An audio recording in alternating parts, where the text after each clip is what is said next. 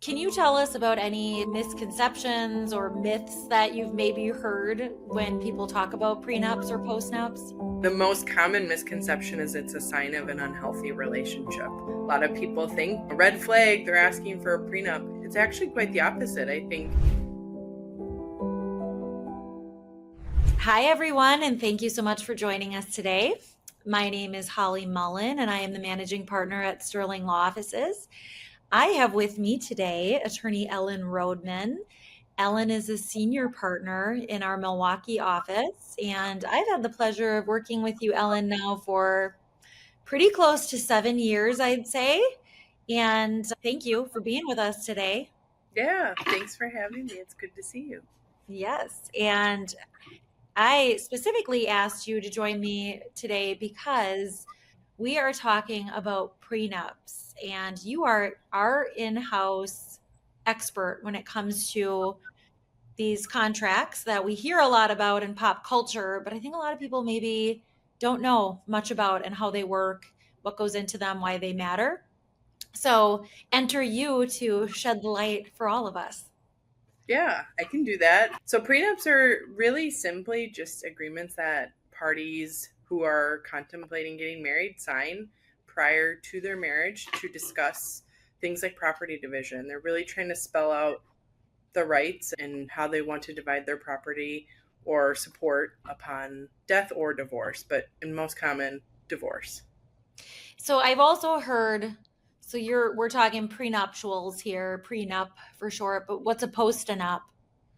The exact same thing, but post marriage. The prenup would be a prenuptial prior to your marriage, postnuptial post after marriage. After you get married, got it. So, okay, Wisconsin, we all hear it's a 50-50 state, marital property, meaning most things, most assets and debts that exist in a marriage when it comes time for a divorce, split down the middle, 50-50. So how do prenups fit into that system or that assumption of property division in Wisconsin?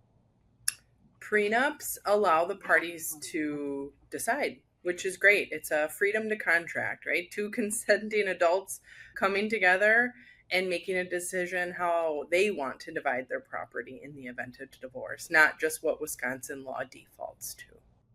And you mentioned early on, you're deciding property support. Are there limits on what people can put in these prenups and postnups? Certainly, there are. The most common thing that people inquire about that I always have to advise cannot be included is anything to do with children, whether that be future custody, placement, child support. And that's because really the courts want to focus on what is in the child's best interest at the time. That's the standard. So you can't really contract to that because you don't know what the circumstances would be around the time of divorce. Yeah, that makes sense. Kids shouldn't be part of a financial contract. Okay, so why, in your experience, why do you see couples usually considering to get a prenup or a postnup for that matter? Sure. Most people are considering it, honestly, a lot of time it's a second or a third marriage. So people have been through a divorce before and they understand how Wisconsin law works. First marriages, people, you'd be surprised how many people come into our offices for a divorce consult and they don't understand that marital property law provides, for example, everything's marital, even the property that you may have come into the marriage with. So, second marriages, third marriages, people know the game. And so, a lot of that later in life marriages, people who maybe have bigger assets, but it's not just reserved for those situations. Quite frankly, I would recommend it for everyone getting married. Yeah, I mean, it sounds like, hey, if you can spell out what you'd like to see, what create that plan ahead of time to create understanding and there's no surprises down the road seems like pretty good ideas. uh, Yeah, I really talk to people a lot about it being an insurance policy, right? It's very similar in that, like, you hope you never have to use it. You hope that it's not something that would be needed, but it's there in case. And the other piece of it is You're negotiating with somebody when you're respecting them and when you're in love with them and when you care about them, rather than oftentimes we don't see that same um, sense of feelings between parties when the marriage is ending. Yeah, that's such a good point. Can you include, we talk about property and support. What about debts? Is that something that can be included? Absolutely. Really common these days for parties to include their student loans. That's a big one. Premarital student loans would be included, but any debt truly can be included as well. That's kind of encompassed when I say property division. I'm referring to not just division of assets, but also debts as well. Yeah, it's funny. I try to tell people in initial consultations, I say, listen, you're marrying somebody for all they're worth or not worth at the time of marriage. So Yeah. whatever you're taking in when you say I do, it's like that could be on the positive side of the ledger or the negative. Yeah. So yeah, I can imagine why if you're marrying somebody with like a significant amount of debt, whether it be credit card debt or student loans, it's like spell out your rights and responsibilities Mhm. should something go south down the road. And that's a good point to bring up because one of the requirements of a prenup is actually that the parties disclose all of that information, which interestingly enough, there might be people that are getting married that don't know all that stuff about their spouse. So, you hear these horror stories of somebody saying, like, well, I married them and I found out they had judgments against them in credit card debt and they lied about how much money they had.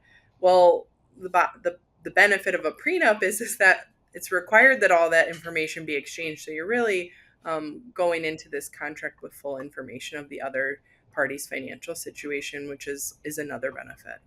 Yeah, good point. So, can you tell us about any like misconceptions or myths that you've maybe heard when people talk about prenups or postnups?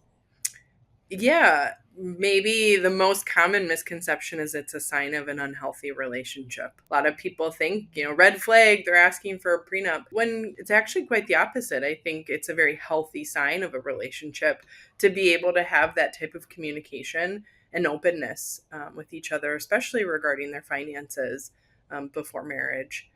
And another misconception is that this is reserved for wealthy individuals, people who own businesses or lots of property or have millions of dollars in, investment accounts. But that's not the case at all. It actually is very beneficial for people with all different size estates and economic situations.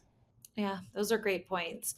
Do you have any examples that you've seen firsthand in your practice where a prenup really helped alleviate some of the stress or conflict of a divorce, when you have a prenup that is effective and in place?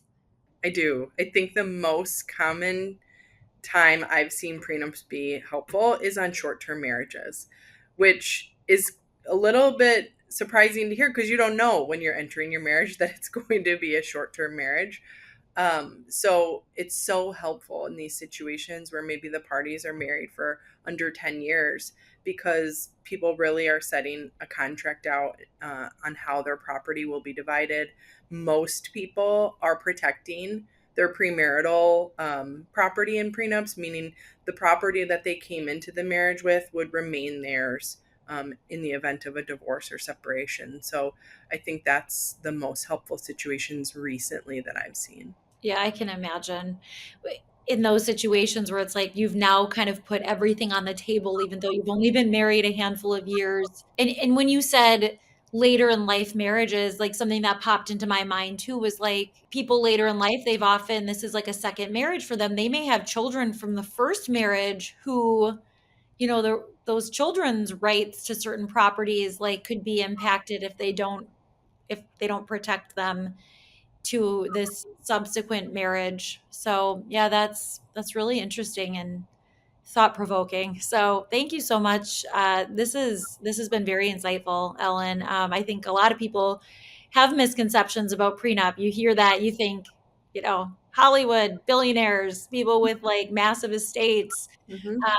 But really, it could be for just your average person looking for some transparency and some clear expectations of what this looks like down the road if things don't work out. And as you said, perhaps just an insurance policy of let's hope we never have to look at this piece of paper again.